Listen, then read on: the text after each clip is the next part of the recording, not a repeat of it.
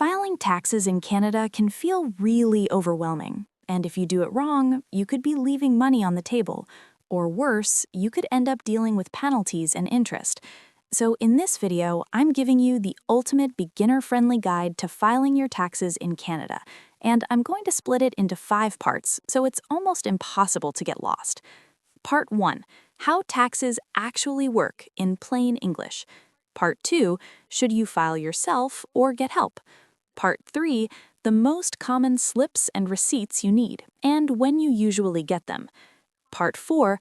A simple step-by-step walkthrough to file your return. Part 5. The 3 biggest mistakes beginners make and how to avoid them. You can skip around if you want, but honestly, if you do, there's a good chance you'll miss something, and then you'll feel even more confused. So my suggestion is just watch it through once. It'll save you time, stress, and probably money. All right, let's start with the basics. How does this whole tax thing actually work? I like to imagine taxes like a subscription service. You know how subscriptions have different plans? Basic, standard, premium? In Canada, it's kind of similar, except instead of plans, you have tax brackets based on how much money you earn. And really, it's a partnership between you and the government. The government needs funding for things like roads, healthcare, and schools, and part of that comes from income tax. But instead of sending you one giant bill at the end of the year, they take it little by little from each paycheck. Your employer is basically your tax assistant. Every time you get paid, your employer looks at your income, withholds money, and sends it to the government through the CRA. And in Canada, it's not just income tax. You'll usually also see deductions for CPP and EI. So the simple way to think about it is you're prepaying your taxes all year. Now, here's where filing your tax return comes in. At the end of the year, you're doing a final check. 1. What was your total income? 2. How much tax did you actually owe based on the full year? 3. How much was already sent in from your paychecks? If too much was withheld, the CRA goes, oops, here's the extra back. That's your refund. If not enough was withheld, you'll have a balance owing, and you pay the difference. And this part matters. A refund is not free money. It usually just means too much was taken off your paychecks. Let me give you a super simple example. Imagine over the year your employer withheld $2,000 total, but when you do the final calculation, you only actually owed $1,500. That means you paid $500 too much, so you get a $500 refund. Now flip it. Imagine your employer only withheld $1,000, but at the end of the year, you actually owed $1,500. That means you're short $500, so you owe $500. That's it. Filing taxes is basically just making sure you paid the right amount for the year. Next question, should you file yourself or get help? For most students and first-time filers, like you have a T4, maybe tuition, maybe a simple bank slip, you can usually file yourself using tax software. Tax software is basically a guided interview. It asks questions, you answer, and it fills in the return. The main thing is choosing something that's NetFile certified and beginner-friendly. When should you consider professional help? If you have a business, rental income, complicated investing, or you genuinely don't know what you're supposed to report. But in this video, we're staying in the beginner lane. And inside beginner, there are really 3 common situations. Situation 1, T4 only. You had a job. Done. Situation 2, T4 plus tuition. You worked and you're in school. Situation 3, T4 plus tuition plus 1 extra slip, like interest from a bank account. Still beginner, just 1 extra step. If that sounds like you, this video is for you. Now let's talk documents, because this is where people get stuck. What do I actually need to file my taxes? Here's the short answer. Number 1, your T4. If you had a job, you'll get a T4 from your employer. It shows how much you made and how much was already withheld and sent to the CRA. Number 2, tuition. If you're in school and you paid tuition, you'll usually have a form called the T2202. This can reduce the amount of tax you owe, and sometimes it can increase your refund. Number 3, RRSP contribution receipts if you contributed. And number 4, common receipts people forget: charitable donations, medical expenses, childcare expenses, and sometimes moving-related costs, depending on your situation. Now, here's a timing tip that saves people headaches.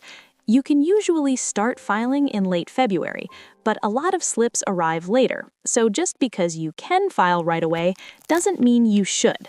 Filing too early is how people miss a slip, and then they have to fix it later. Simplest rule, wait until you have your T4 and your tuition form if you're a student, then file once, cleanly.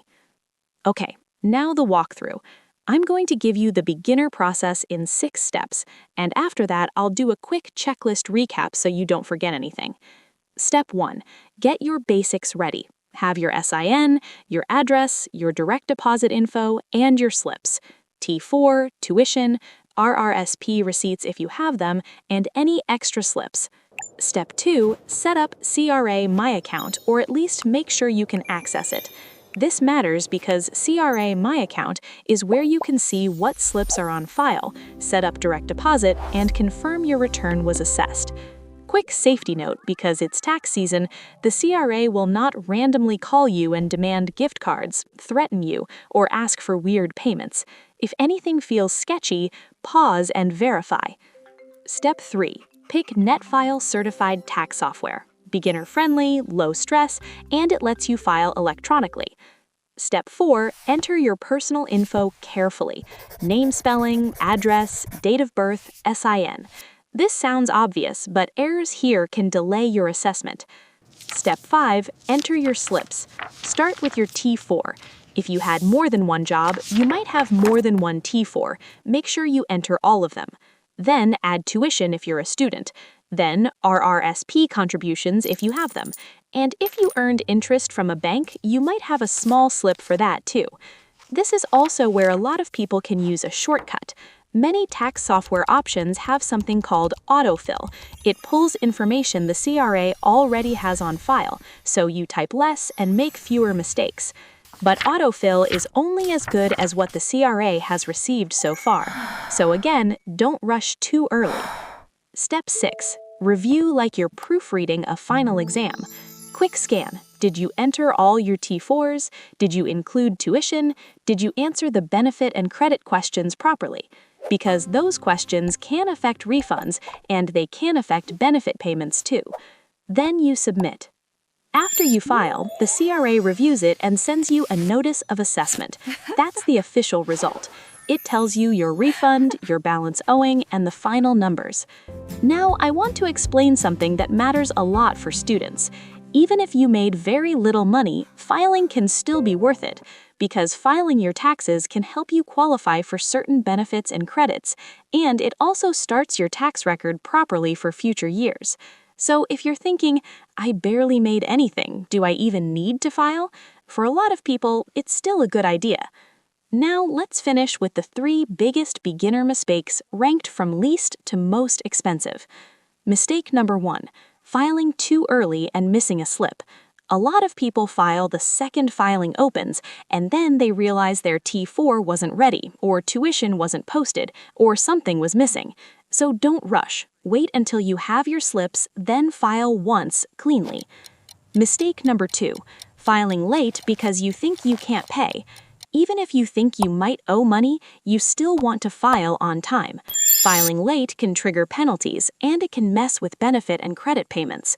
If you can't pay everything immediately, you can still file and then figure out payment options, but don't ignore the filing deadline. Mistake number 3, missing credits you qualify for. This one hurts because it costs you money silently. Beginners commonly miss tuition credits, donations, medical expenses, and other credits because they rush through the questions. So slow down on the yes or no screens. That's often where refunds come from. Quick checklist recap. As a beginner, you need your SIN and personal details, your T4, and all of them if you had multiple jobs, your tuition form if you're a student, your RRSP receipt if you contributed, and any receipts like donations or medical. Then pick NetFile certified tax software, review carefully, and file on time. I'm Leo, your wealth guide. See you in the next video.